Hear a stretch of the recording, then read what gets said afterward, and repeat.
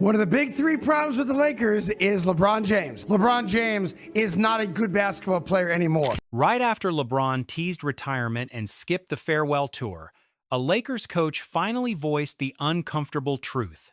It might be time.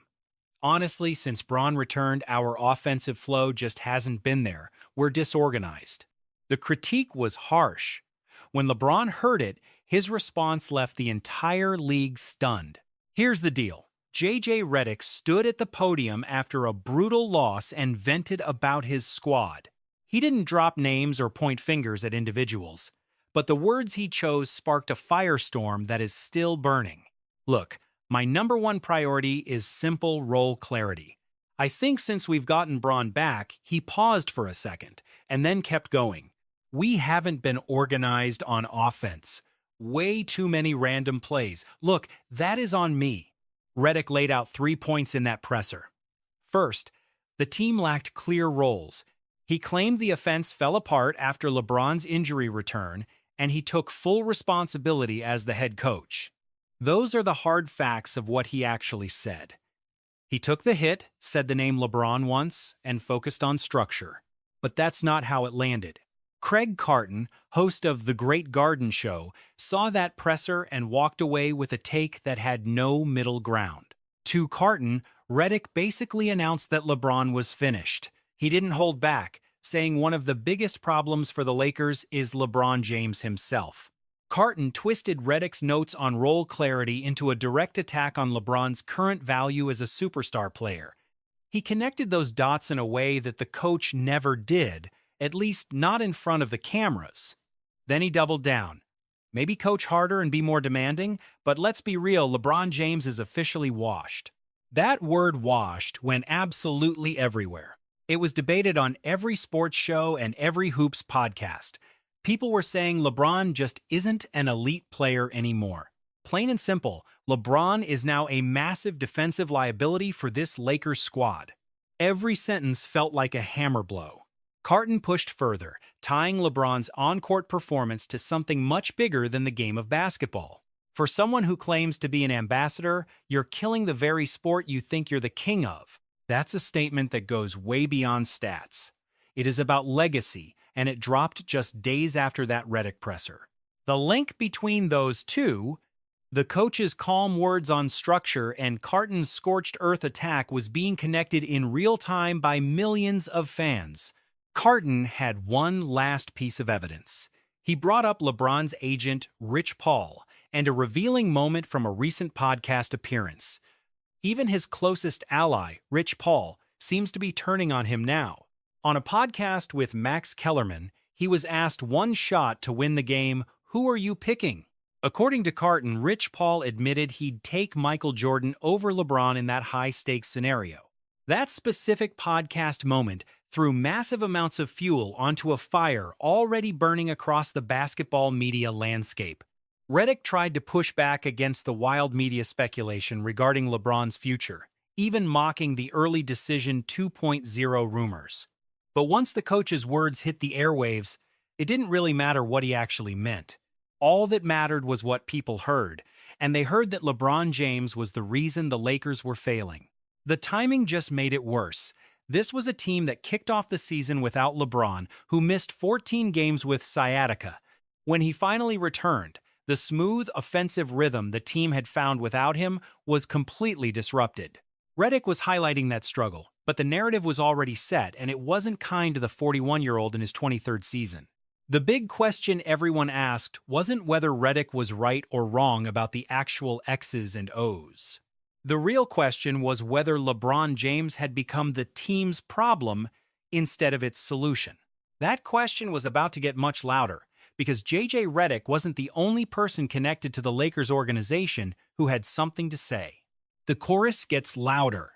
If J.J. Redick's presser was the match, Byron Scott was the gasoline. Scott played for the Lakers and coached them too.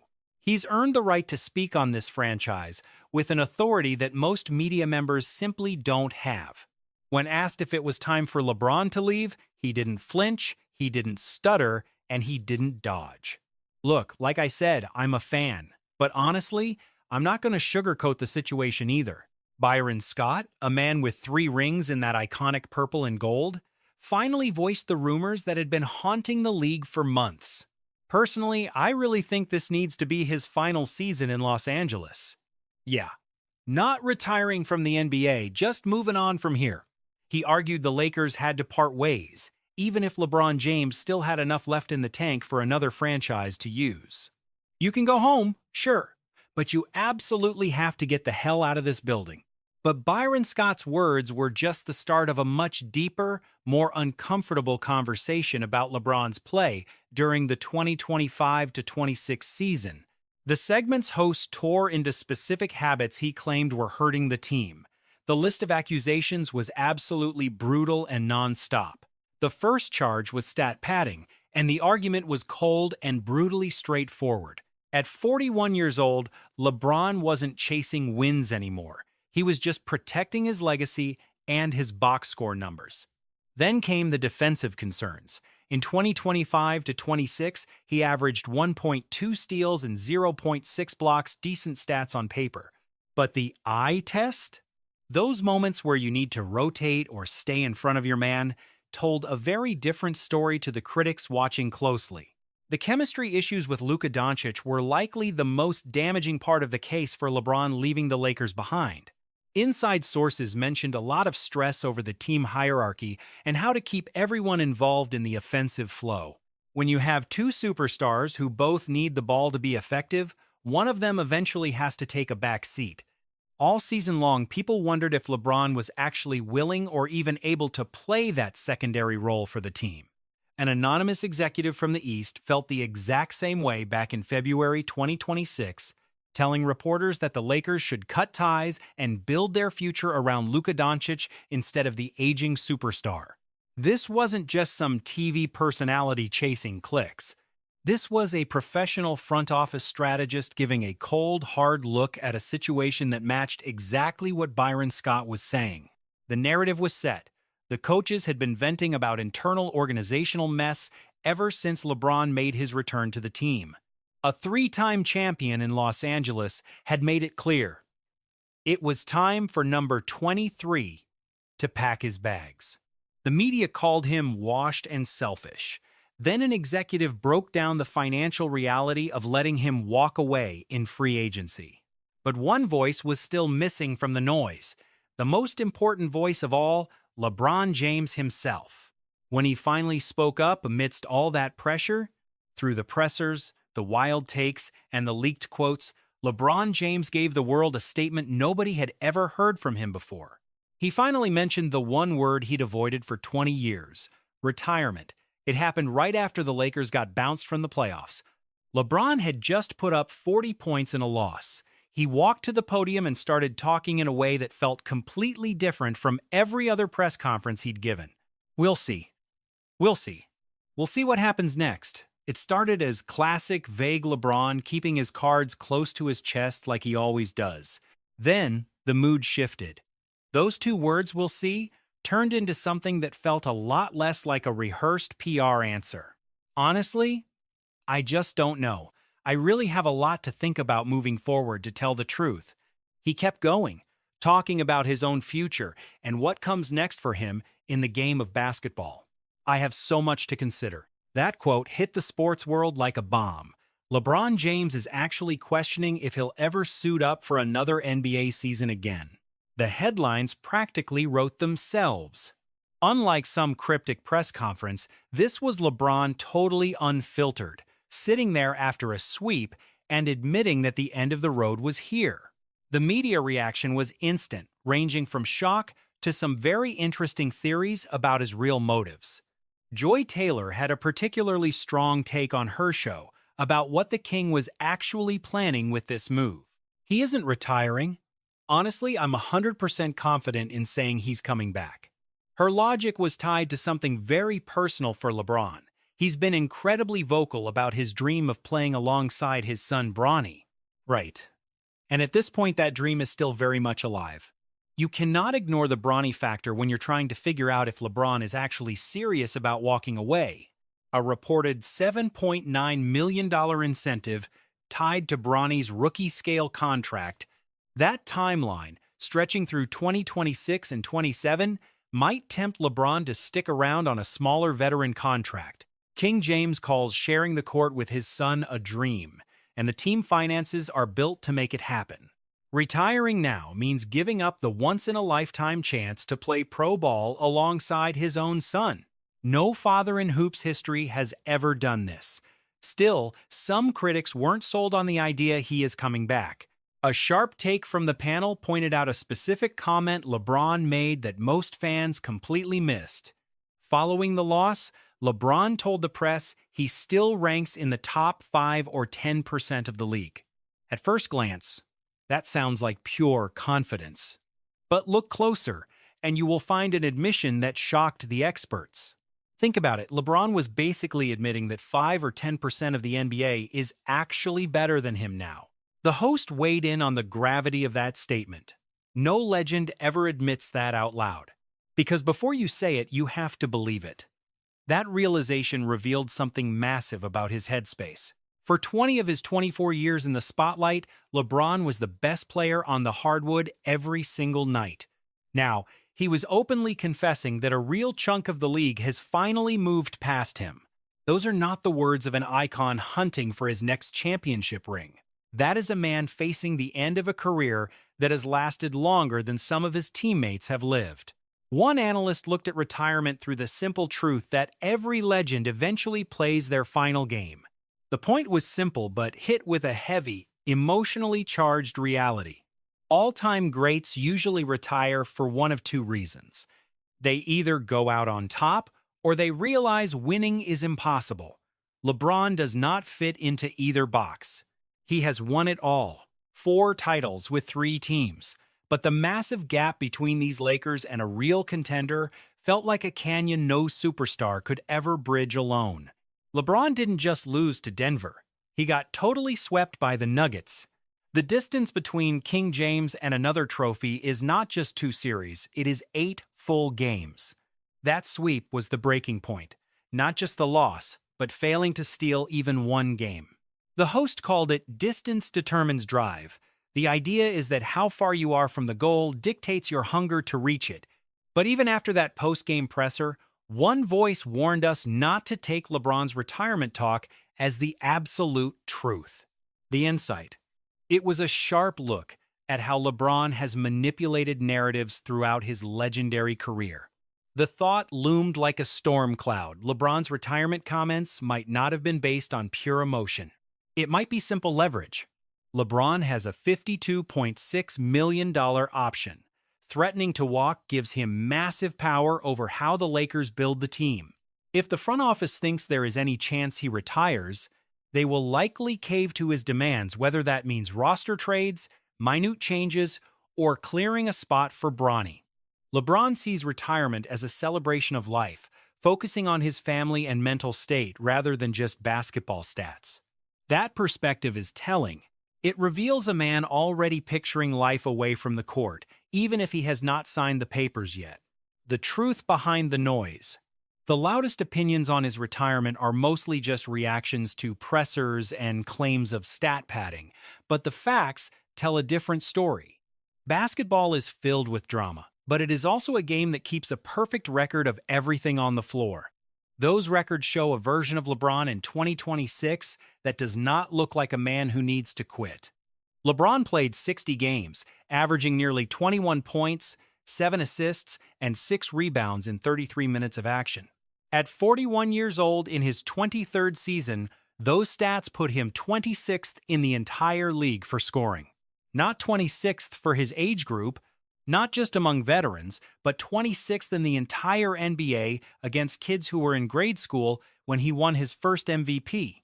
His efficiency on the court remains a stubborn middle finger to the aging process. LeBron shot 51.5% from the field with a true shooting percentage near 59.4%. Those are not the marks of a man who has forgotten how to score.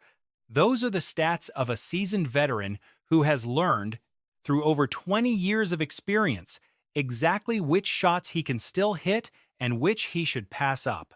Advanced analytics back up the box score, making it hard for anyone to claim he is washed once they look at the facts.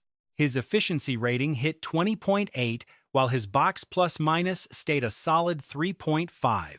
The on-off splits tell a story too. Los Angeles went 39-21 with him, but just 14-8 when he sat out. That positive BPM means the Lakers were significantly more dangerous while he was on the court versus when he was resting on the bench. This is not the data of a player holding his team back. This is proof that King James still shifts the momentum. You have to look at the injuries to really understand the arc of LeBron James's entire season. He sat out 14 games with sciatica, a brutal nerve condition affecting the back and legs that forced him into a very slow and careful recovery. He missed all of training camp and the entire preseason. He returned to a roster that had already developed its own offensive rhythm and chemistry while he was sidelined. That chaos J.J. Redick mentioned during his presser wasn't just a sign of LeBron's play falling off a cliff. It was about the Lakers trying to fit an all-time legend back into a system that had spent a month learning how to survive without him. Then came March. Reports suggest that was the exact moment the entire landscape of the Lakers franchise shifted. Something finally clicked. LeBron embraced being the third option behind Luka Doncic and Austin Reeves, and the results were absolutely massive for the team. LA went 15-2 in March, their best run in years. LeBron's performance was a total masterclass in putting the team first. He shot 56.2% while averaging 18.5 points and 7 assists across 14 games that month. These stats reveal a player who finally learned how to dominate the game without needing to be the center of attention. His scoring went down. 18.5 isn't the 30 he used to drop every night, but his efficiency reached a new peak. His playmaking stayed elite, and the wins came so fast they made all that early season criticism look incredibly foolish and premature. That three-star combo of Doncic, Reeves, and a selfless LeBron played the kind of ball that finally gave Lakers fans a reason to be truly hopeful about the future. The regular season finale kept that huge March momentum rolling forward. In his last 3 games before the postseason, LeBron put up 24 points, nearly 10 assists, and 3 steals per night. Any head coach in the NBA would be absolutely thrilled to see those kinds of numbers on their stat sheet. 10 assists a game proves LeBron was not just hoarding the ball for himself. He was feeding his teammates at a rate that very few elite point guards in the league could ever hope to match. Joy Taylor highlighted the gap between fiction and reality, noting that even now LeBron is still more than capable of dropping 40 points any night. He isn't washed. We're not watching a legend struggle to drag himself from one end of the floor to the other. That point was backed up by a fact that many critics chose to completely ignore. The Lakers actually finished as the number 4 seed in a very competitive Western Conference. They weren't a lottery team being dragged down by a star who's past his prime. They were a legit playoff squad that scared the entire West when healthy. Still, if you look at the data honestly, the subtle signs of decline were starting to show. His three-point shooting was a modest 31.7%, and he isn't scoring quite as much as he once did. That lightning-fast first step that made him the scariest player in transition history has definitely lost a bit of its edge. It hasn't vanished, but it's diminished. When he had to carry the scoring load because of injuries to his teammates, you could see the toll on his 41-year-old frame. But here is the real truth about regression. It is all relative. LeBron at 85% is still a top 30 scorer who passes at an elite level and makes any basketball team significantly better just by being on the hardwood. The question was never about whether he had declined. Obviously, he has lost a step. The real question is whether that decline has reached the point where playing him actually hurts the team more than it helps. It's a decision only he can make, despite all the noise from the coaches, Byron Scott, or even Craig Carton, or anonymous league executives. Past the chatter of pundits tearing down his post-game words, there is one undeniable fact that no amount of loud debate can change. This choice rests on the shoulders of LeBron James and nobody else. Reporting from The Athletic on April 17, 2026, confirmed the hush-hush rumors. LeBron has not made up his mind about his NBA future, and retiring this summer is a very real option. Insiders like Brian Windhorst claim the Lakers are in the dark, truly unaware of what their superstar plans to do. They say he is authentically torn, not just putting on a show for the media cameras. This is not an athlete playing games or dragging out the drama for attention. He is a 41-year-old man with a family, a massive business empire, and 23 grueling seasons of wear and tear, truly wondering if the grind is still worth it. The reasons to stay on the court are incredibly persuasive. That $7.9 million bonus in Bronny's contract makes a father-son duo very lucrative. Bronny's rookie deal stretches through at least 2026 to 27, meaning the clock is ticking for LeBron to share the floor with his son before his career ends. If he quits now, that dream dies forever. For years, LeBron has talked about how playing with Bronny is the last major milestone, keeping him fueled and ready to compete at a high level. I truly believe he wants this. When you pause and think about the reality of it all, getting to play alongside your own son, that rare chance, unique, personal, and legendary, might be the only thing keeping the king in a jersey. It is not about the money, the scoring titles, or proving the talking heads like Byron Scott wrong anymore. It is about looking to his side and seeing his own boy running the fast break with him. Still, the pull of retirement is powerful and cannot be brushed off as simple clickbait. At 41, the endless cycle of ice baths, therapy, and managing heavy minutes is a heavy burden every single day. That bout of sciatica that sidelined him for 14 games was a harsh warning that his body, no matter how much he spends on it, is finally aging. Even his greatness requires careful load management, according to recent reports. Every match is a battle between his will and biology. His teammates privately say there is nothing left to prove. That feeling goes beyond box scores. It is the mental fatigue of a legend holding every major record in basketball history. 4 rings, 4 MVPs, and 20 All-Star appearances. Legend status. Eventually, the spark to keep pushing must come from inside, from a place where trophies and fame do not even matter. Whether that internal fire still flickers is a question that only LeBron can answer. Rumors keep swirling about a final run with the Cleveland Cavaliers or the Warriors, but nothing is set in stone. Those moves would mean leaving Los Angeles behind, adding more complexity to a decision that is already incredibly difficult for him and his family. The salary cap debate, letting LeBron go, so the Lakers can build around Luka Doncic with youth, cheaper assets, and high-upside players, looks great on paper but is not the team's official plan. Right now, the Lakers want him back. LeBron's performance through 2026 has been nothing short of a miracle for a 41-year-old. A solid 3.5 plus-minus, great shooting percentages, and a March run that proved this veteran squad could actually win when the stakes were high. They finished as a top seed in the toughest Western Conference we have seen in years. Whether he stays or hangs it up is the million-dollar question, but the sports world is watching his every move. So, when should a legend like LeBron finally call it quits? Should he go out while he is still elite, or wait until the game passes him by? Tell me your thoughts on his future in the comments below. To see more NBA deep dives, click the next video on your screen.